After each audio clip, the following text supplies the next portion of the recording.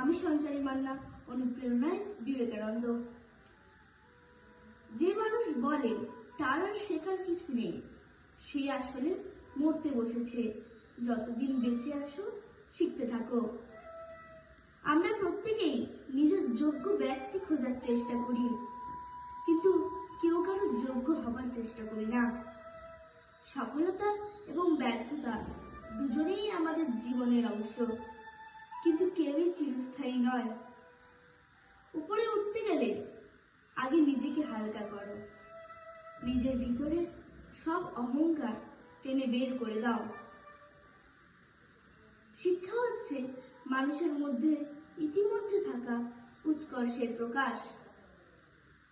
যদি সত্যি মন থেকে কিছু করতে চাও তাহলে পথ পাবে, আর যদি না চাও তাহলে অজুহাত পাবে। জীবনে আগ্রহ এবং সততা সহজ পথে জুড়ে আসে।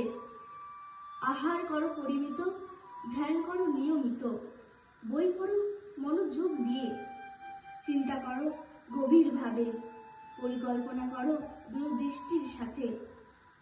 ওঠো, জাগো এবং লক্ষ্যে না পৌঁছানো পর্যন্ত থেমো না।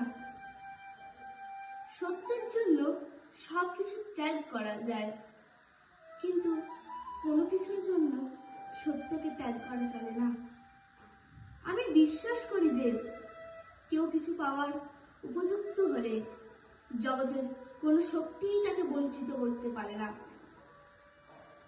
পেছন ফিরে তাকানোর প্রয়োজন নাই, আগে চলো। আমাদের চাই অনন্ত শক্তি, অফুরন্ত উৎসাহ, সীমাহীন সাহস, অধম ধৈর্য। তবেই আমরা বড় বড় কাজ করতে পারবো। পেছনে তাকিও না, শুধু সামনের দিকে তাকাও। অসীম শক্তি, অসীম উদ্দাস, অসীম সাহস এবং অসীম ধৈর্য সম্পূর্ণ মানুষ পারে যে কোনো কার্য সম্পন্ন করতে।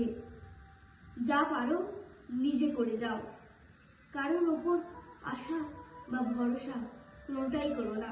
ধন্যবাদ।